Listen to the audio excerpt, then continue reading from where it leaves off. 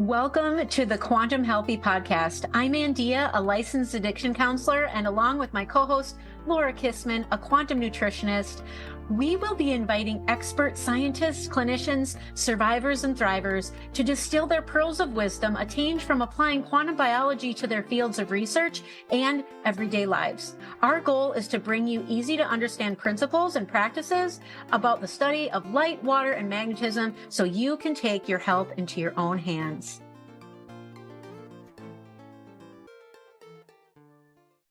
Hello, everyone. Welcome back to Quantum Healthy.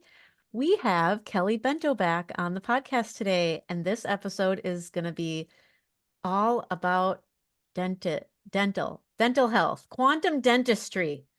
And if you would like to go back to listen to the first episode we did with Kelly, that is actually episode 12, which I will link in the show notes. But just a quick introduction of Kelly. Again, she is a quantum hygienist with prior experience, both conventional and biological dentistry. She's also a fellow graduate of the Institute of Applied Quantum Biology, and she has a very keen interest in quantum biology and red light therapy. She's also the founder and CEO of Soleil Well, a company selling high quality red light therapy units and blue blockers. And that is really what we covered back in episode 12. We really took a deep dive there with the red light. So if that interests you, go back and listen to that. And of course, she is a quantum mom, and that's actually what she's known as on Instagram. And yes, our last episode, actually, Laura was not with us, and so it's with me and Kelly, actually. And today, Laura is with us as per usual. But yeah, so Laura, I'm going to let you go ahead and start. Thank you for coming on, Kelly, again. I have a feeling for having me again. Yeah, again. It may not be your last. Today, again, we have so many questions and we may not get to them all, and that's okay. Right. First of all, it was really sad to miss your last recording. Yeah, Yes. It was a rough day for me. I was in the ER and I'm still recovering 9-10 weeks later, but I've graduated to one crutch. So that is the good news. But I thought the two of you did a fabulous job together. So, and I've actually heard from many people. It's one of the most popular episodes I've heard from a lot of people. Yeah, on our podcast on red light therapy. So everybody who hasn't heard it, go back and catch that episode. But today we're going to talk about the mouth, and I've heard you call it this. I love this term, quantum dentistry.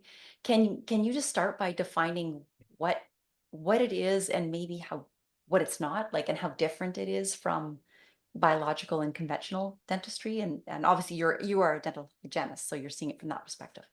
So biological and conventional dentistry, there is a lot of overlap as far as, procedures, things like that. Where they differ is in materials, but they both have shortcomings in that neither of which is addressing the light issue in the, with their patients in its application in dentistry, but also in the clinical setting. They're not addressing doing these procedural dentistry under the proper light, which would have a huge benefit to the patient as well as the practitioner in that environment. So with me, I do practice at a conventional practice, but within my operatory, it is very much quantum dentistry. And, I've met so many people through this community that I actually have people from this community drive, 3 hours to come and see me to be their clinical, dental professional, which is really very humbling and certainly, makes me feel very good about the work that I'm doing, that people are that committed to it. But it is about, quantum dentistry is about providing the proper environment to treat the patients in for the best clinical outcome, but also it's in addressing, all of that lifestyle environment that that could potentially be affecting the patient in a negative way. So a lot of that I address, when I intake of a new patient, always in my health history, I'm addressing, what is their light look like at home? How much time are they spending outside? Like, these are really, really important things that should always be addressed by any healthcare professional, whether that be medical or dental. That's a huge, huge, implication as far as what their health is going to look like. And that's a huge opportunity as well in opening that conversation and always addressing the importance of light in their medical or dental health. You see yourself as a pioneer with this? Like, do you know any other quantum hygienists out there? Do you have any colleagues? No, I am one, I guess. My hope is certainly to bring those that are in biological dentistry that are doing some good work. My hope is to bring biological dentistry into this space. I will tell you, even just in my conventional, allopathic dental practice, that many of the operatories now, many of my colleagues within that practice are adopting my ways within their operatory, because, and this has been moved forward with the patients speaking up for themselves in leaving my operatory and going into another that may be, very lit, and walking into that space and saying, oh, those lights are offensive. Can you shut those off? That doesn't feel good to me, being in this room, being under that offensive LED lighting. So I think it's really interesting, as well as also my colleagues honestly themselves even feeling better when they shut off those LED lights. So things are moving, I think, in a good direction, but there's a lot of work to be done. And I think once people start recognizing, and also as a patient going into a practice, any practice, medical or dental, certainly speaking up for yourself and asking for that practice to provide you with the environment that is going to work for your biology, by asking them, shut off those overhead lights, please. Yeah. You could say, well, they prompt me to have migraines, or, things like that. There are many different ways of wording it, but, giving the patient the verbiage and the power to walk into a practice and to ask for an environment that is going to support their biology. Full spectrum light environment. And we're up on the term malillumination, because we had an interview with Ken Cedar, who worked with John Ott, and those were his two terms. So we discussed that a lot in an interview recently. So, okay. So I guess the question would be, how did you personally come to this? Were you looking at your own health and concerned about, because we've heard stories about dentists, that they're more likely to get, I've heard this, Parkinson's, some neurological things, and we automatically, I always jump to the mercury issue, but heavy metal issue. But so the question is, were you concerned about your own health? But I also know, as the quantum mom, you're probably looking at your kids, and they're now going, seeing hygienists. Yeah. Where did it come from? Well, I always say that people will come into this space either through crisis or curiosity. Hopefully it's through curiosity. For me, it wasn't so much a personal health crisis, but it was my brother's brain injury that really pushed me much deeper. I had already been curious in quantum biology through the work of Jack Kruse. I had followed him for a very long time and was always intrigued by the whole light conversation. My kids had grown up wearing blue blocking glasses and things like that. So I was definitely curious, but then having a loved one have a very serious health crisis, it just threw me way down the rabbit hole on this. And also, that's what ultimately got me to go very deeply into red light therapy. So, whatever it is that brings you there, hopefully it's curiosity and not crisis, but whichever means brings you there, it's a fun ride. Right. Okay. All right. So many questions. Okay. Just on the safety aspect, just to finish that. Right. Yeah. Just, can you touch on mercury? Some of us have still, I don't know. Do you, Andeea? Mercury amalgams? Mine, two of them were removed, But I'll just give a quick story. It was like a month after that, I had a cyst on my breast. It was down in Alabama, and was like scared, but I was luckily in the States because they got me in the next day and to a doctor. That wouldn't have happened here in Canada. And I found out, oh no, it was just a benign, not to worry, but it's the first time I've ever had a cyst on my breast. And then within a month, I went hyperthyroid, and that triggered it was bad. I was really hyper. So I still always wonder if that, taking those two out, and it was early days. This what would have been 2004 maybe. So it was pretty early in the removing the amalgams. I don't know if that, the safety was done, but yeah, what are your thoughts on that? Should people rush to get them out or keep them in? I don't think anyone should rush to get them out because we just, I mean, it sort of, it depends. I should say that. It always depends, right? Right. It does depend. Everything is an N of one, and every situation should be looked at independently. I never like sort of blanket statements like this is the way it should be for everyone. But I personally still have 4 very small amalgams, amalgam mercury fillings in my mouth. They are very small.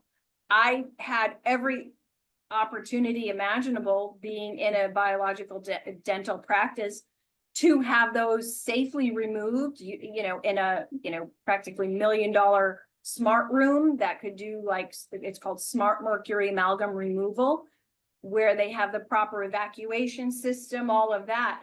I made the I feel educated choice not to have those removed because, again, biological dentistry was not taking into consideration the light. So, what I've heard, what I've learned from Dr. Jack Cruz is that blue light excites mercury.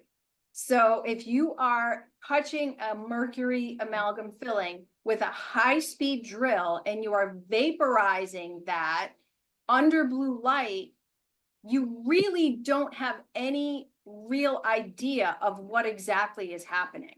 So I wanted to just be as conservative as possible and not thinking that I was doing something very healthy by having them removed in a smart room. I just don't feel as though we know enough or it's understood enough within any dental office what exactly is happening, where exactly is that mercury going. So I just made the decision not to move forward with that.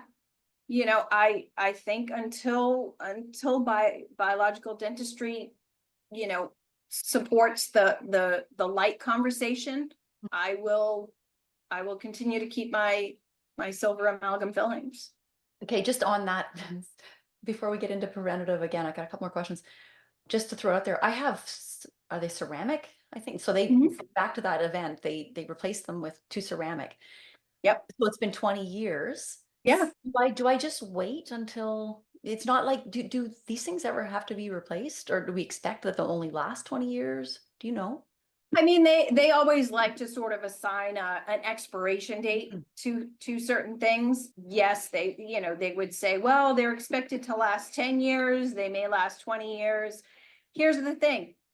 Your redox potential is going to dictate all of this, all of it. So if you maintain high redox, which is general health, right? If you maintain good general health through good quantum practices of sunlight, of grounding, of good food and good relationships and all of that, you probably throughout your lifetime will not have any issues with those, as long as they were, done well, as long as the actual, clinical side of the dentistry was done well, then I don't feel as though, you'll have any issues. Okay, I will sleep better tonight knowing that. Yeah. Okay, so you and I were both on a year-long masterclass, quantum masterclass, which was was amazing, wasn't it? Thank you.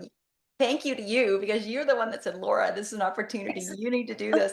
And then there were times when nobody showed, and it was Corey Yasmini and Carrie Bennett and I thought, I was like, will somebody pinch me? Because I'm just able to ask my questions, and oh my God. But of course they had all the recordings out, but oh, those 2 together were just brilliant. And absolutely brilliant. Those 2 are magic. They Yes. are. And of course, in the class were some very, I won't say everybody that was there, but yeah, some very high profile people were there. Is Corey, I want to say this is Corey taught you, or maybe it's Jack Cruz, but he talks about teeth as being semiconductors. Could you explain Yes. that? Yeah. Yes. So when I heard him say that, then I went a bit deeper and teeth, and then of course, Jack started into the whole melanin being a semiconductor. Right. Teeth are considered, there are two types of semiconductors. There's P type, which is a positive type semiconductor, and N type, which is a negative type semiconductor.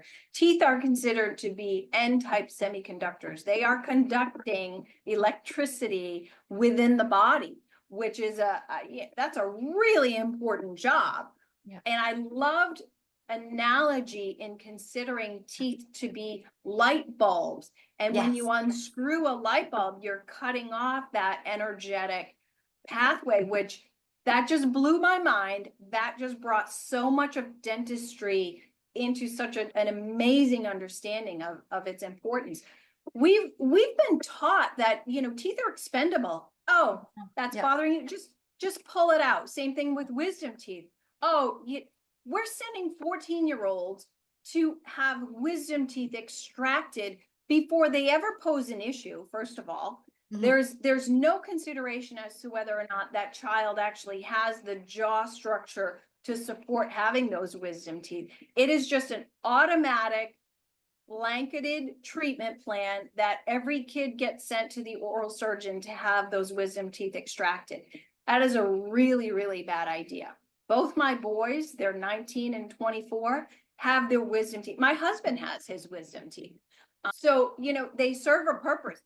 There is a very important reason for those wisdom teeth, and they need to stay.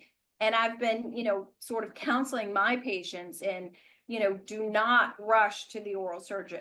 There are circumstances, I will say, that does indicate that they sometimes do need to be taken out. And again, that's everything is an N of one. Every situation, every person, every jaw is a different situation that has to be thought about. But this, this just sort of sending everyone to have them taken out, I think is really, it's a very bad idea. Right. Because they conduct electricity. Right. So you're taking out maybe a connection to the next part that conducts the electricity. Yeah. Right. Yeah. Right. Interesting. I don't know if I'm a freak of nature, but I was told I was evolved, but I disagree. I think now that I'm learning quantum stuff that I was born without, or I don't have any wisdom teeth. Well, and that's also something that's really interesting that's happening that no one's really talking about as being something like, wow, we should really be paying attention to that. Is that, yes, dentists like to say, oh, well, we're evolving into this higher species that we don't have wisdom teeth. They're called wisdom teeth for a reason. We're supposed to have them. They are very connected energetically. We really are supposed to have them. And the fact that we're sort of evolving without them is, I think personally, not a positive signal. No, it makes me wonder about what went on in my mother's diet, maybe, or is it my palate? I didn't breastfeed. There's all kinds of interesting, but my kids were born with them, so I didn't pass it on. So I'm happy about that. But that's interesting.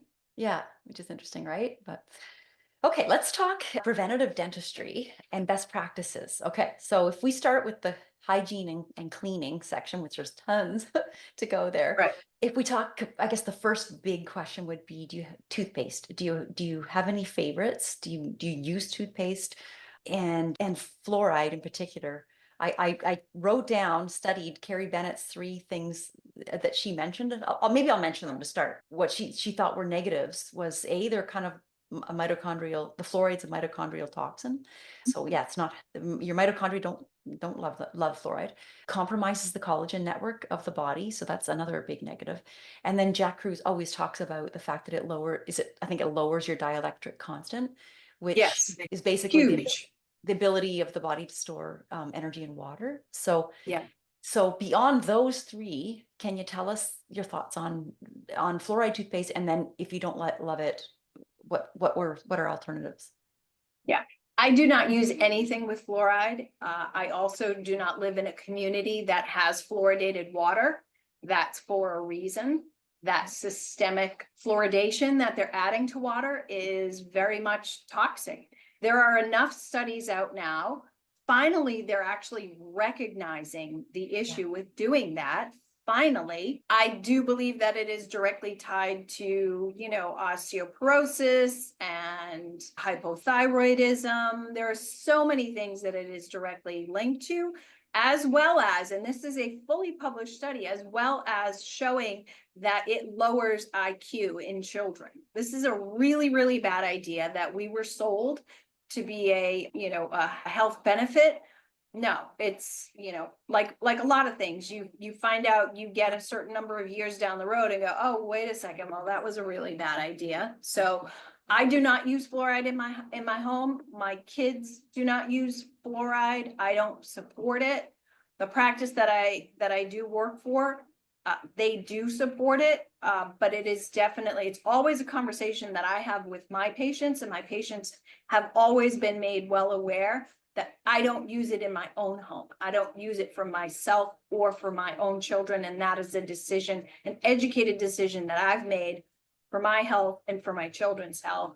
And then I give them the tools for them to make their own decision, whether or not they choose to use it. But again, they typically will always kind of, refer to what my recommendation is, which is not to use it. It's not preventing cavities. It is not doing what you're being told that it's doing. From a prevention standpoint, from a dental hygiene standpoint, first and foremost, living this lifestyle of grounding, of sunlight, of not being overexposed to blue light, absolutely supports your oral health. And it doesn't require as much work to maintain a healthy mouth when you're maintaining a healthy system. So everything that gets sort of discussed in the world of dentistry, and having to have your teeth cleaned all the time, and having to use fluoridated toothpaste, and having to floss every day, you find living this healthy way, those things are not required. Your body is a self-healing mechanism that doesn't require anything external in order to maintain its health.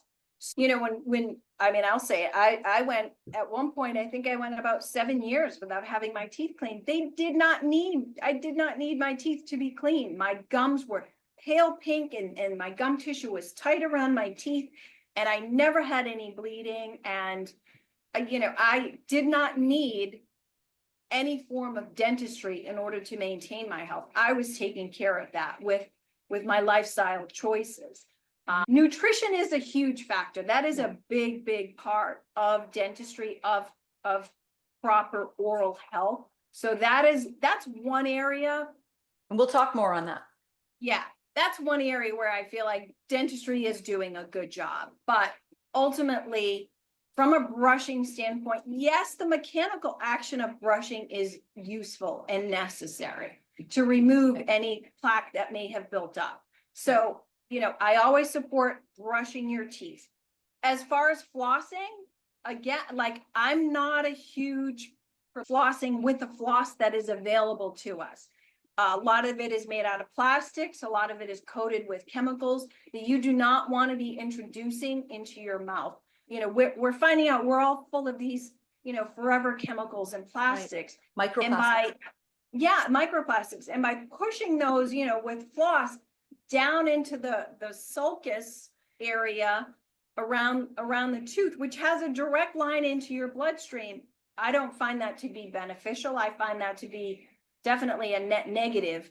So, if you feel as though you need to floss, I always recommend getting something like a natural fiber, something like an organic thread, even just a woven cloth organic thread. They use silk. Yeah, silk. I have again, silk, that's yeah. a natural fiber. Those are things I can support using. Anything that's plastic and coated in plastic is a very bad idea. I've used, which will be all your mainstream flosses. Right. Yeah. I ordered, Sarah Kleiner talked about, I believe it was Rise Well, and I ordered their Mhm. floss along with, I was getting their toothpaste, and I got the floss. Oh my God, it's lovely. Yeah. So here's the question though, because, I just got the one, I tend to reuse it. Is that a bad idea? Like if you, is the I wouldn't do that because you're using it to basically to disrupt what happens with plaque is it is a colony of bacteria that forms, and it's forming every minute of every day on every one of us. So it's this colony of plaque that has this matrix, and the goal is to just sort of disrupt that matrix, right? And kind of clear away some of the plaque. So, reusing it, you just don't want to allow an opportunity to kind of to reintroduce. That's what I worry about. Yeah. To just, if you're going to use floss, use it and just throw it away. Okay, I have to get a cheaper brand.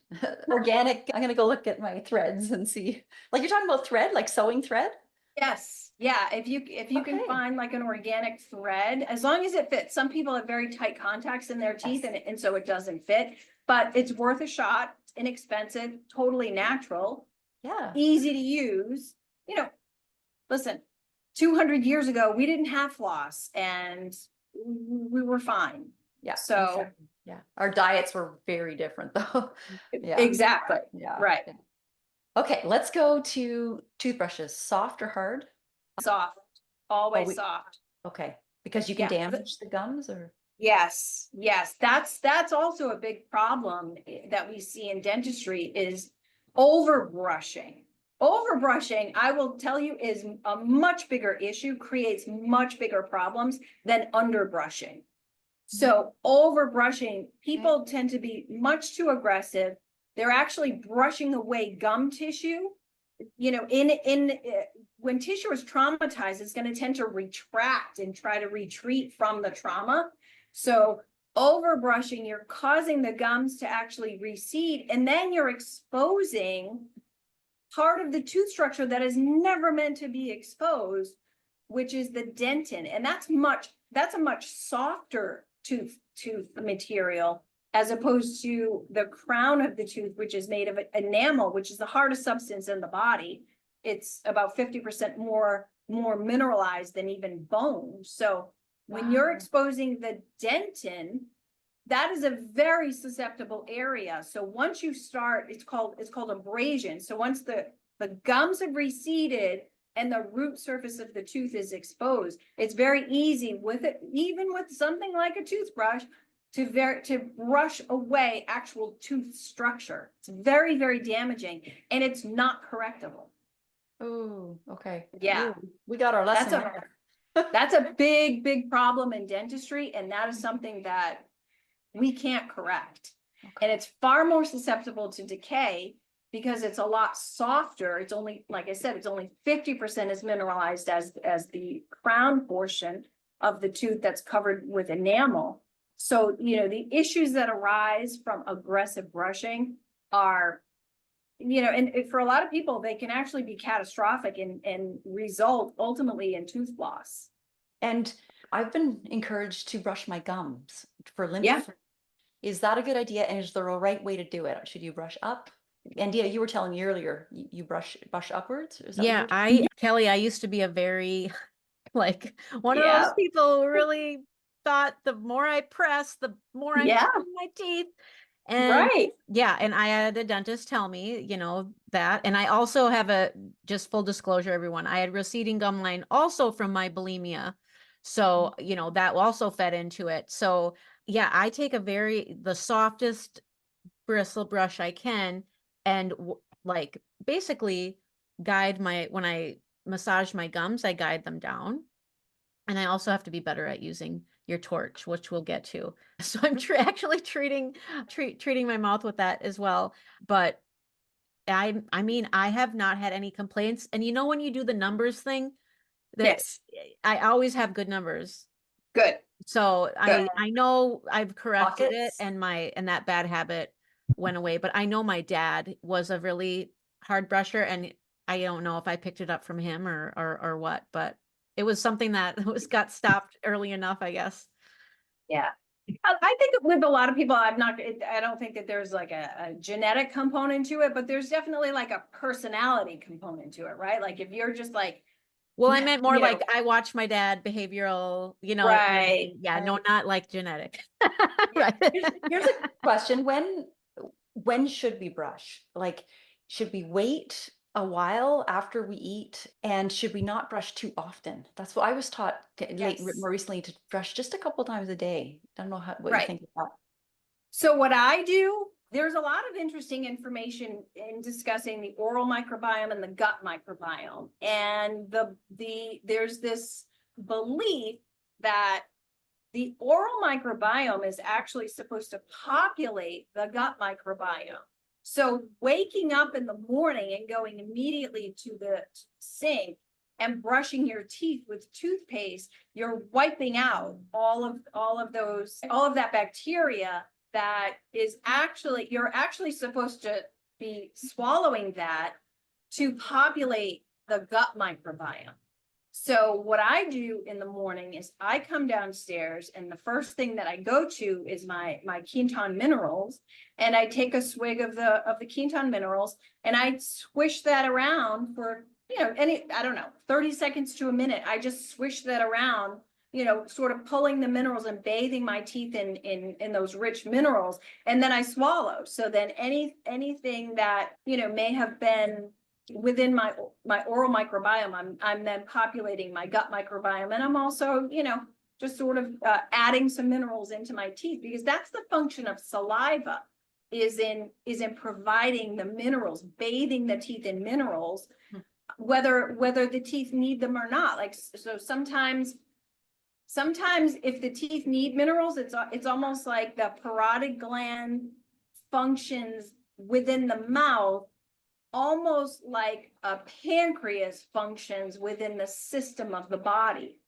I learned that through some of Jack Cruz's work, and I thought, well, that's really interesting. I've never heard anyone in dentistry discuss that point of view. So provides enzymes, like the way the pancreas. Exactly. It provides digestive enzymes. Digestion starts in the mouth. It starts with your saliva. It starts with your saliva producing the protease, and the lipase, right, to break down any food that you eat. So with tongue scraping, I know a lot of people do that. Obviously, if you're tongue scraping right in the morning, it'd be just as detrimental to those healthy bacteria. So when would you, do you recommend people use a tongue scraper, and when would they do that? I like tongue scrapers. I think that they're useful. I would do that after I would get up in the morning and I would maybe have a glass of water, or like I said, I use the Quinton minerals. Any one of those things, as long as you're just sort of swallowing anything that may have, been populated on your teeth throughout the night. And then I brush my teeth a little bit later in the morning. And that's also when I would suggest doing some tongue scraping. Some people, depending on my schedule's a whole lot easier. I'm home most days, so I get to dictate my schedule, so I'm able to do that. But I certainly understand people have to get up and they have to go to work. So, my recommendation would be just the first thing. Don't just barge into the bathroom and brush your teeth. Take a minute, drink some water, some mineralized water, some salted water, or something like that. And then just, certainly make sure that you brush your teeth before you leave the house. Sure. I actually heard you talk about that, and I use Soleil water, but I've been doing that, and it just goes to show something I've done my whole life is wake up, go into the bathroom, brush my teeth. And, right, it's just, you think about these everyday things that we don't think, we actually think, oh, that is a good habit to have. And right, how it can actually be, contributing to that compounding, bioaccumulation of this modern world we're living in, and how, right. by Bad just doing that habits. one thing, we can actually balance our gut microbiome out. So very interesting. Okay, on tongue scrapers, that was making me think of the tongue. Is it true that did I hear you say this, that the tongue emits the most UV light Yep. in the body? Yeah. First of all, the Wow. tongue is the strongest muscle in the entire body. Yep. So it's fascinating that it is this like life force within our mouths that emits more light than any other, organ or anything within the body. The tongue is so important. And we just sort of dismiss it as it's just the tongue, right?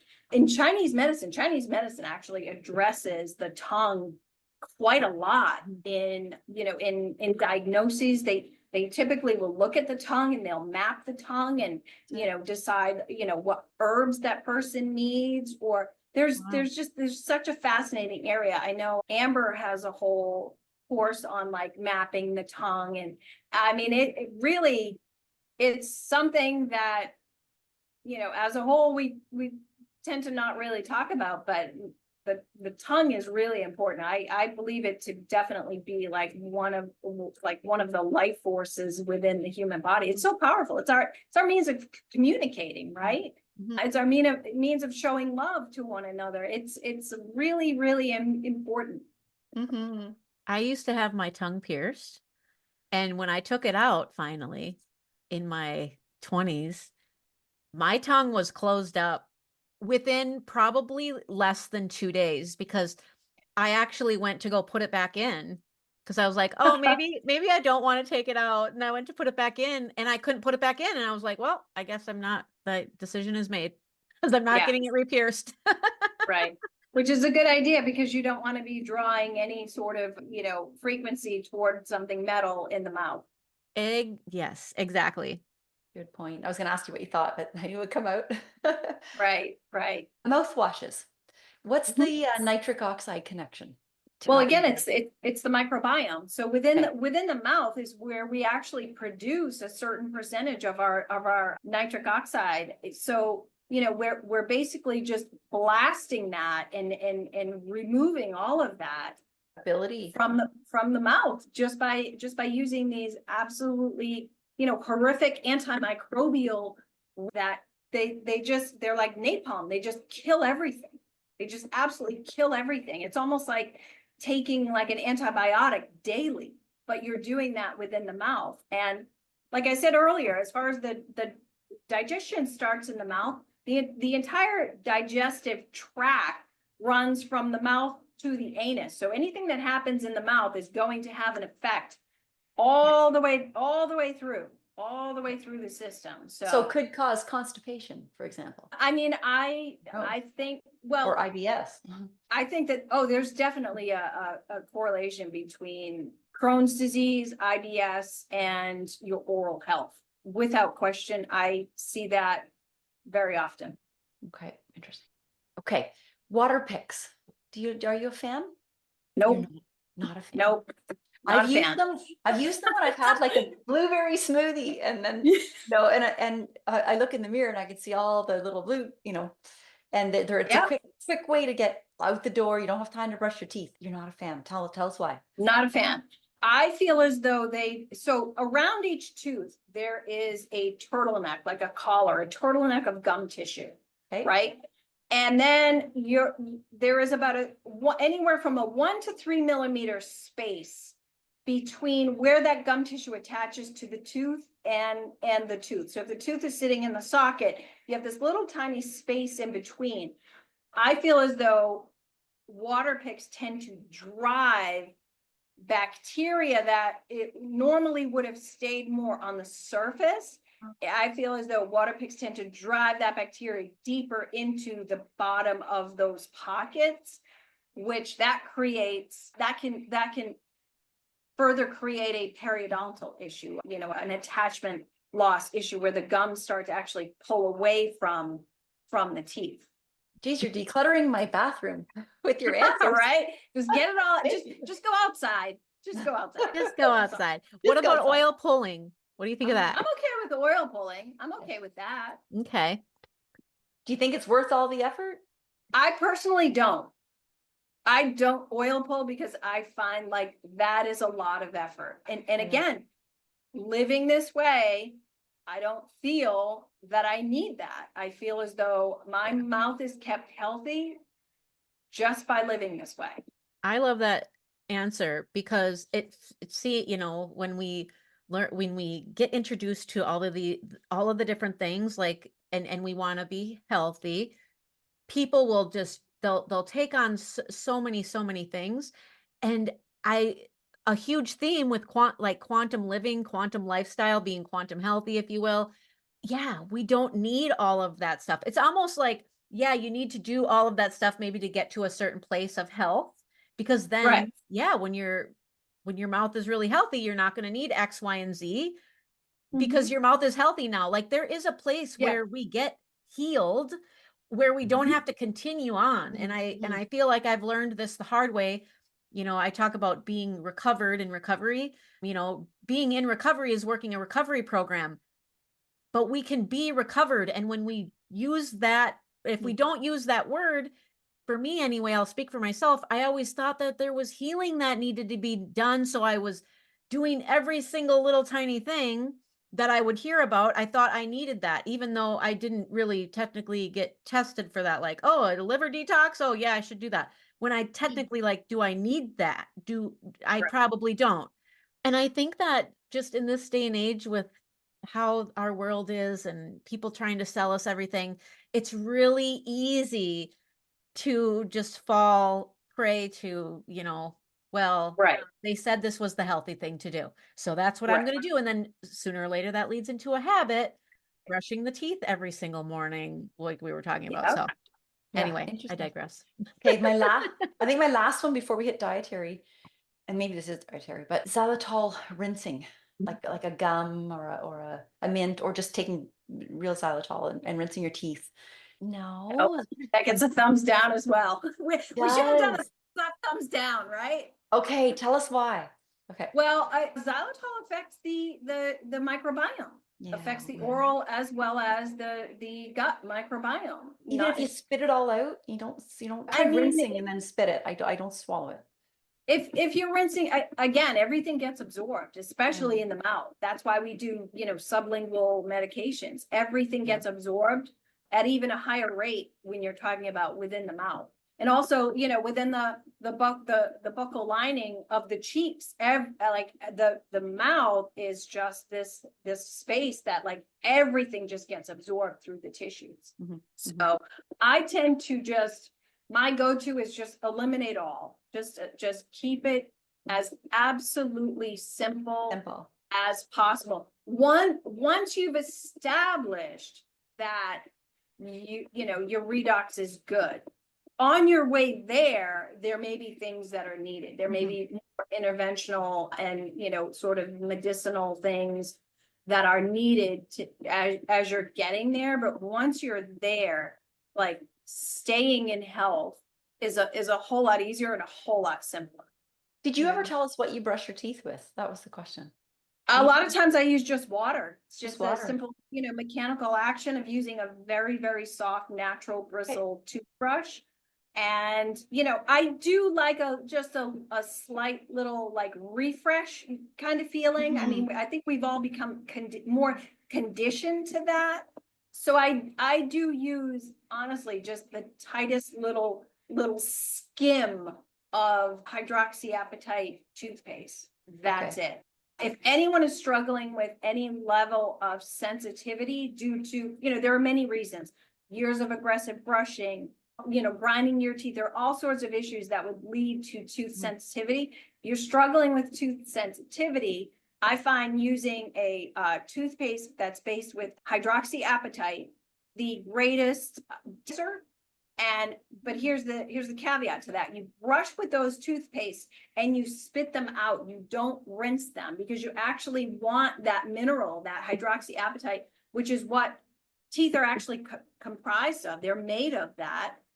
You want that to be taken into the teeth in order to remineralize and desensitize. So that's the key to using a toothpaste like that, is to brush with it and then spit it out, not to rinse it out. You could wipe your tongue down if you need to, but rinsing it off is you're then like eliminating the important part of it, which The is minerals. Yeah. Yeah. I've used Living Libations toothpaste a long time, and I know that's one of the ingredients in it, and it comes in such a small little jar. But yeah, you do not need a lot. It just Right. comes, or doesn't come with, but she sells a little spatula, and you hardly need any on the spatula to Right. feel it, and and it doesn't even foam. Right. Well, that's the thing too. Most toothpaste contain sodium lauryl sulfate, which is horrific. It's terrible. So many people react to that. I see every single week, I'm seeing someone that is having some level of a reaction within the mouth.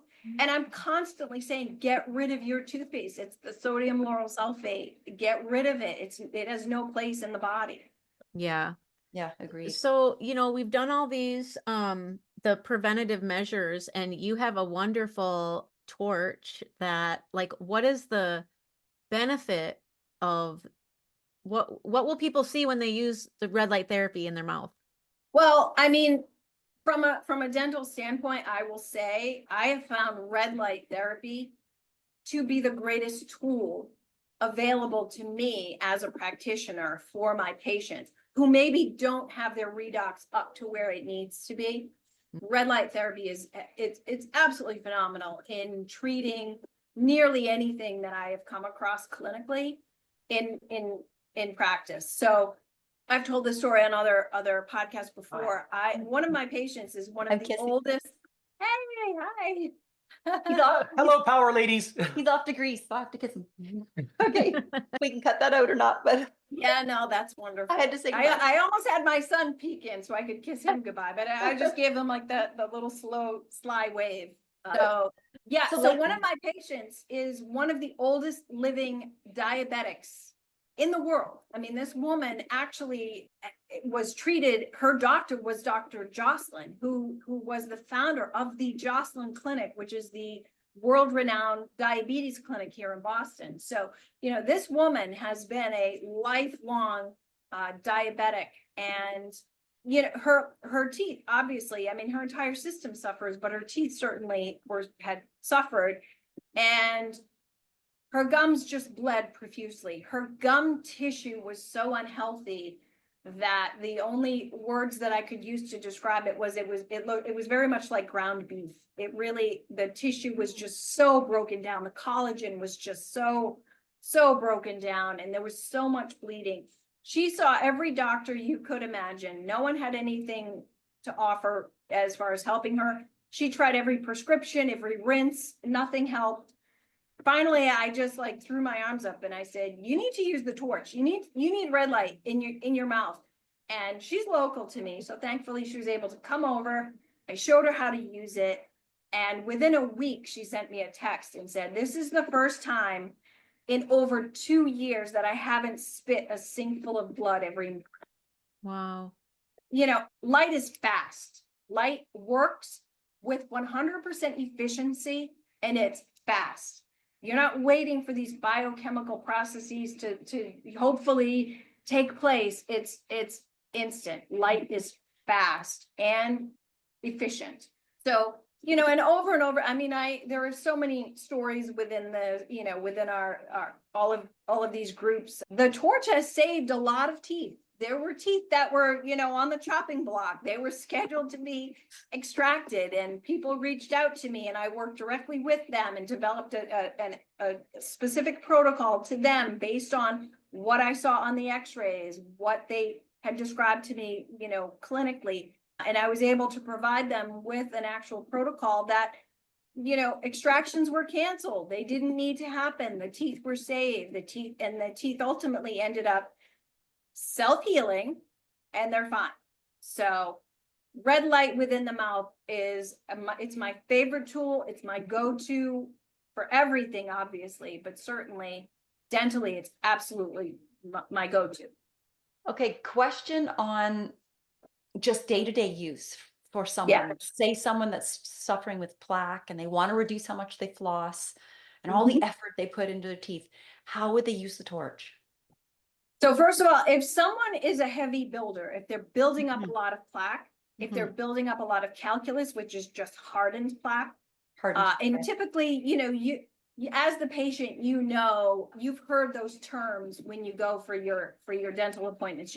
You know if your practitioner has said, oh, you're a heavy builder, you build a lot of calculus, or you can even feel it like behind the lower front teeth is typically an area where Right. calculus builds up a lot. If that is the case, there is an issue within your environment. That is something time and time again that is directly correlated to your environment. That is a clear signal something is not right in your environment. And I know, Corey and I have even had these conversations about plaque, about dental plaque, but also about arterial plaque. And is it serving a purpose? Is it there to protect you in some way? Is your body doing whatever it has to do to try to protect Mhm. some very important tissues? So, there's that's sort of always in the back of my head, like, it's there for a reason. I believe it's serving as a protection. That's an environment. I always kind of thought, like, if someone's too acidic, or they have, I don't know, acid reflux, is the plaque there to protect the teeth? I don't know. Oh, yeah. Well, it's Yeah. an insulator. It's definitely an Oh, insulator, it's an insulator, right? yeah. Right. Yeah. So, and it's ever present. That's what always makes me think, no matter what, if you come into my practice and I see you and I clean your teeth, the minute I stop, plaque is starting to build again. Right. This is an ever-present thing. So our mentality of like, oh, attack the plaque, we must remove all the plaque, attack the plaque. Nature designed for it to be there always. So when you're going in for these cleanings every 6 months, like most of us do, Or 3 and months. you're like, that is an area where I have buildup is in the back of my lower teeth. And when and then they clean it out and I can feel my actual teeth again. Right. And then it builds up again. I know Right. people are, okay, so I guess I have 2 questions. So the first question is that being removed every 6 months a bad thing? Would you say maybe a teeth cleaning every year? Do you even want to clean that out? Like, what is your opinion? No, I think if you're building up a lot of calculus, you do need that taken off. You Mhm. do need that Okay. cleaned out more frequently than not. But I believe that to be an indication that calcium is being displaced in your system. And that usually, and what we're starting to understand, is an environment issue. There's something that is causing calcium to be displaced. I've even seen patients that I know historically build a lot of calculus, and I've sent those patients for cardiac calcium scores. Because if I can see it, if I can see the oral representation of that, that makes me a little suspect that that is happening in other places like arterial walls, where Yeah. you definitely don't want calcium to be displaced. I also, if I see someone that I know that I've seen for a long time, and I know my patients and I know exactly what their mouths look like. I've seen my patients for 20 years. So we have a long-standing relationship, and I know every one of their mouths and what is very typical for them. When I just all of a sudden see a patient that they present to me, and all of a sudden I'm seeing like this ledge of calculus that is not normal for them. My first question is, are you taking vitamin D? So there's another thing that vitamin D supplementation does. It displaces calcium within the system. So that's not something that we want to be doing. So, Right. that's always like my first question is, are you taking vitamin D supplementation? And, when I see these patients that the doctor put them on 50,000 IUs of vitamin D, and all of a sudden I'm seeing all of this calcium displaced, immediately I'm thinking like, what did they just do? Mhm. Not a good And I idea. know my second question there is, and you brought it up twice now, you say it's something in the environment. Right. And people are probably listening, well, what about my environment? What about my environment? Why don't you tell us a couple of things that you would ask somebody about their environment? Well, typically that would be, on a high non-native EMF environment that we know, I mean, the research shows that it does sort of open up those calcium channels that displace calcium within the system. And again, that's not just orally, that is systemically happening. So I certainly see a correlation in people that are in industries that are, not I would call it a safe environment, people that are tech workers. Certainly I usually will see a lot of calculus buildup, a lot of healthcare providers, I notice, tend to, we kind of have a running joke in our office that, doctors and nurses tend to have the worst oral health. That's something that we talk about in dentistry all the time, and everyone just kind of thinks that, oh, well, maybe they're not taking care of themselves. Whereas I'm the one thinking, I think it's their environment that they're all under blue light. Right. For starters, right? Right. Yeah.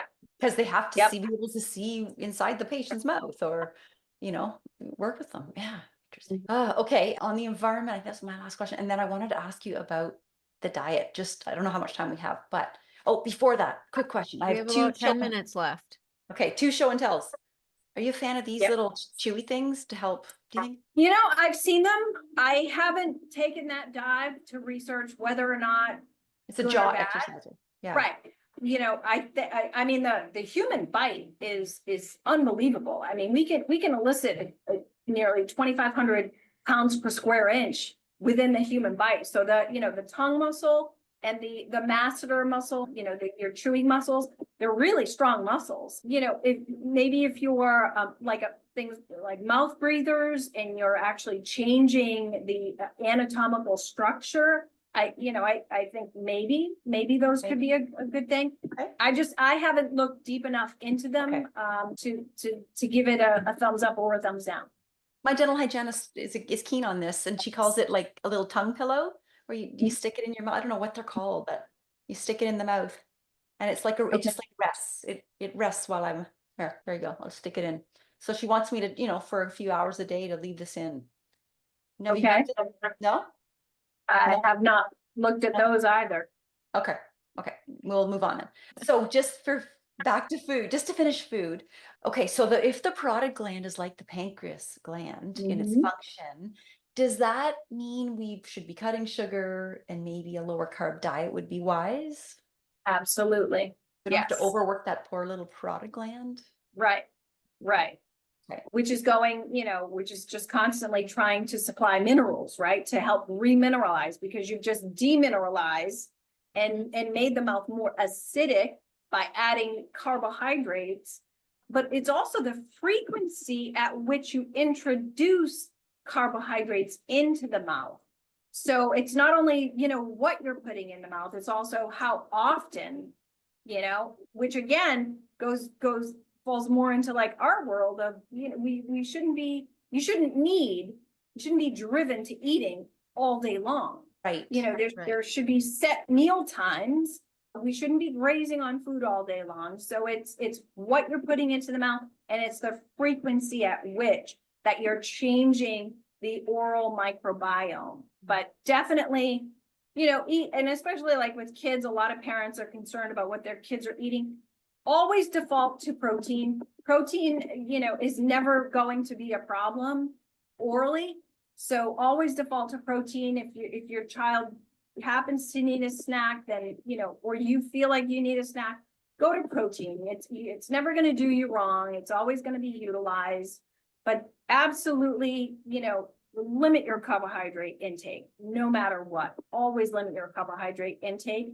Starches are very bad for the mouth, bagels, bread, pastas, things like that. Very bad for the oral microbiome. So, you're not going to go wrong with protein. Stick to cheeses and meats and things that are just much healthier. Okay. And bone broth? Are you a fan? Yeah. The collagen helps. Yes.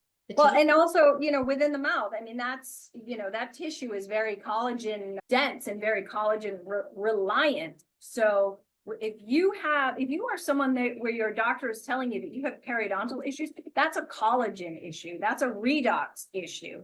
Okay. Those are things that need to be built through lifestyle, but also can be supported and built using red light therapy. And that's why the red light, intraoral red light therapy is so beneficial, because it's acting directly on that collagen network, that water.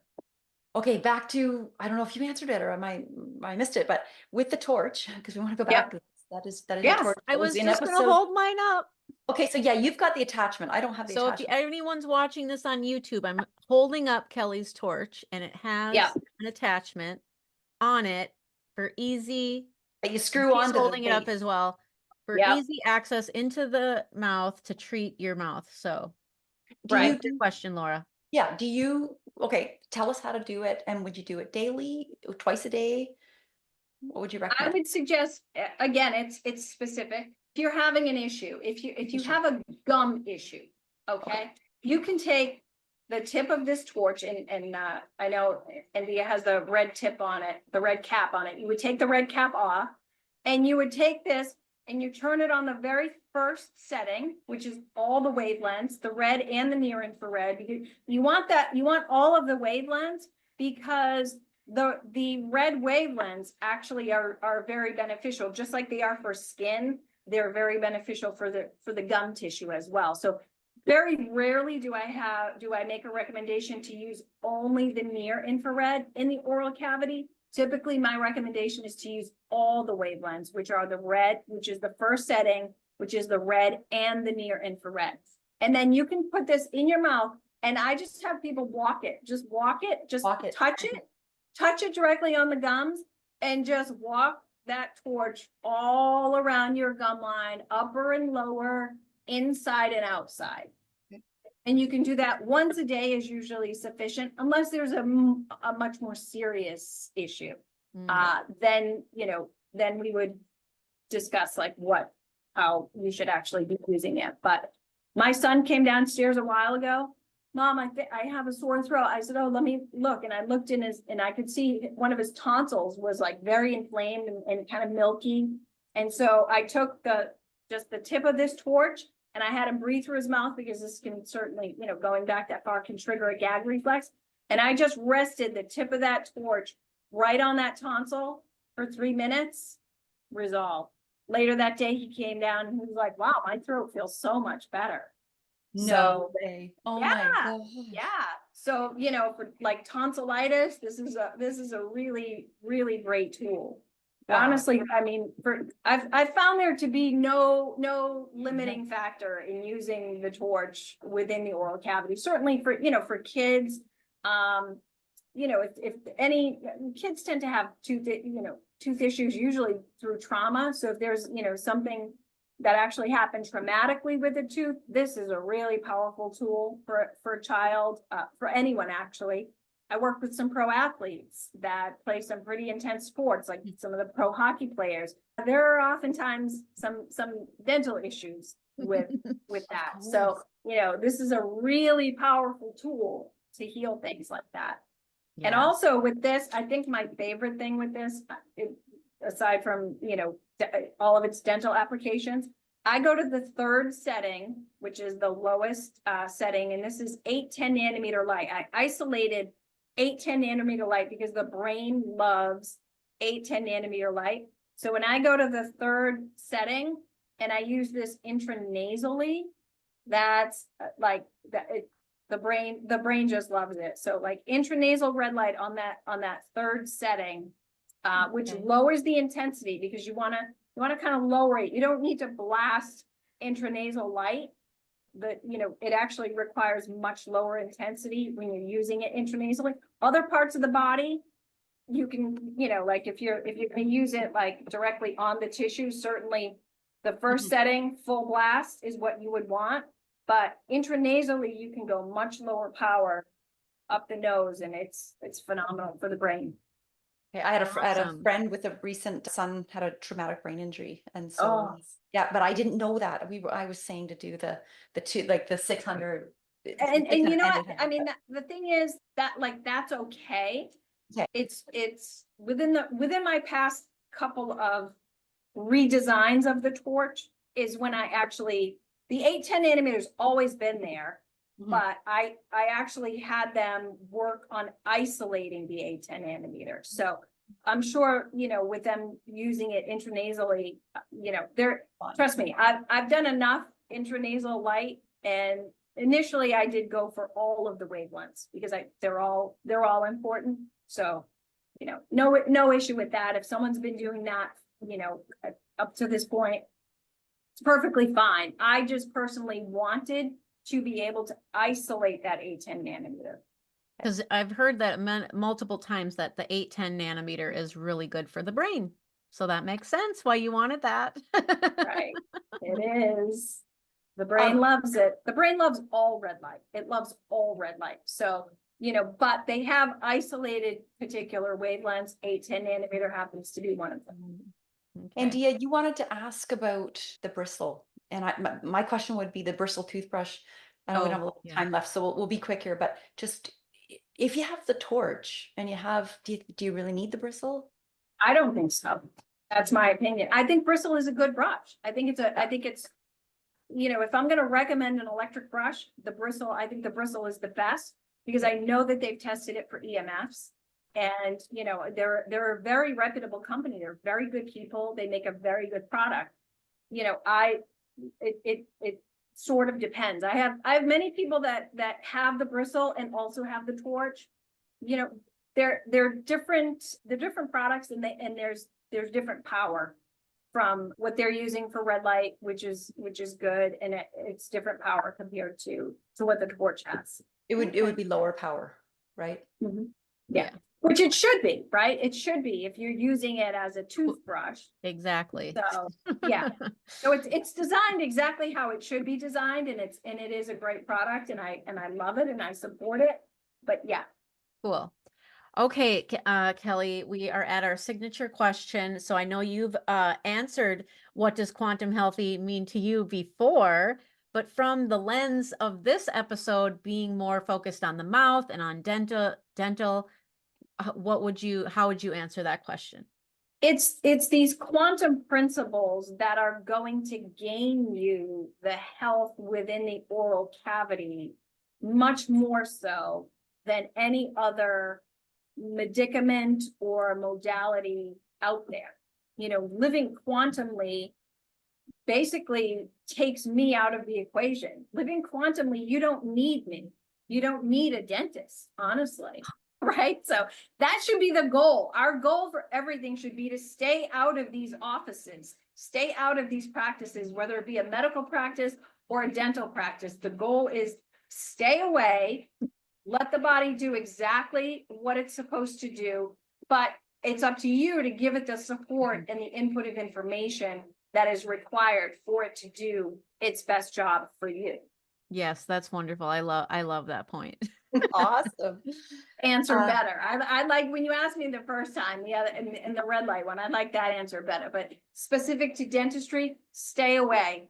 Do whatever you have to do to not need us. Kelly, how can people find you? They can find me. I'm on Instagram. I have 2 accounts. I have at the Quantum Mom or at Soleil Well, SOLEILWELL. Soleil Well is my red light company, and the Quantum Mom is me, and you know, health and wellness and dentistry. Is there anything we missed, Kelly, that we should ask you about? Okay. I think we pretty much blew up dentistry. So. Yes, we did a great job. You did a great job. Can we officially ask you to come back again, because we have tons of questions on all the conditions and interventions and go a little deeper on all those. Yeah, we'll just see when our schedules line up. And yeah, absolutely. Okay. One thing I do want to add, and a question that I do get so often, is the correlation between root canals and breast cancer. We're going to ask you that one. Yeah, I absolutely want to address this because this is something I get asked so often. I will not align with that way of thinking. That is such a reductionist way of thinking. I think it's very simplistic to think that a root canal caused your breast cancer. low redox caused the breast cancer. Low redox caused your tooth to fail, which then caused you to need a root canal. And the, downstream of that was a bigger diagnosis. So, I think for people to be thinking and for biological dentistry to be promoting the narrative that root canals are causing breast cancer, that's an incorrect narrative. And it's a bigger issue. Light is the bigger issue. Lifestyle, low redox. That's what needs to be addressed, not so much the root canal. So people need to gather electrons, keep those electrons, stop losing electrons. I've been telling people lately, it's just, you just imagine you're a bucket and there's a whole bunch, you've got too many holes, where can you plug those holes and stop the leaks, and then pour more water into the bucket so we can keep the bucket full, and I don't know, that's my latest redox. I'm waiting for someone to create a game for children, a game based on gathering electrons. Your day is based on gathering. How many electrons can you gain throughout the day? That's the analogy I love, or the money analogy. Okay. Like that, that's how I teach it. Exactly. It's like a game. I think of Leonardo DiCaprio in that movie, The Beach, where he's hallucinating and he's running through and he's got all the points collecting above his head. It's like that. That's how we're spending that money all day long. And if we think of our money as energy, what's the game? How can we collect those electrons? What can we do? What are the simple little things? How can we sneak some in? Because all day long, we're spending that energy. You don't want to go into debt. And we don't want to go into debt. Exactly. Love it. This is wonderful. Thank you, Kelly. A few things I want to share. Amazing. Oh, this was so fun. Here, listen, thank you for studying all the quantum biology that you have to the depth that you have, and then really acting on it, finding the truth and acting on that with Soleil Well, and then just everything you're sharing with your patients. Thank you for pioneering quantum dental hygiene. Thanks for giving us the torch. Yeah. All its uses, it's really, as you've said, it's like a first aid tool and a preventative tool, right, for the mouth. And then I didn't know if you'd bring out some quotes today. I call them Kelly quotes, but I want to thank you for these couple quotes I've heard you say before. Every minute you spend outside is a minute longer you will live. Yes. Doesn't get simpler than that, right? Yep. And the other key one I love is seek the light to keep the light. Seek it to keep it. Yep. Simple quantum practice. Right. Great. Awesome. Thank you so much, Kelly. And thank you everyone for listening. We will see you next time. Thank you so much for listening to the Quantum Healthy podcast. We hope you found some value in this information. And if you feel inspired, please share it and leave us a 5-star review. This will help us reach so many more people. If you want to connect with Laura, you can find her at laurakissmannwellness.com and Andeea at andeearay.com. Links are below in the show notes. Now, go find some sunlight and embrace your own quantum healthy.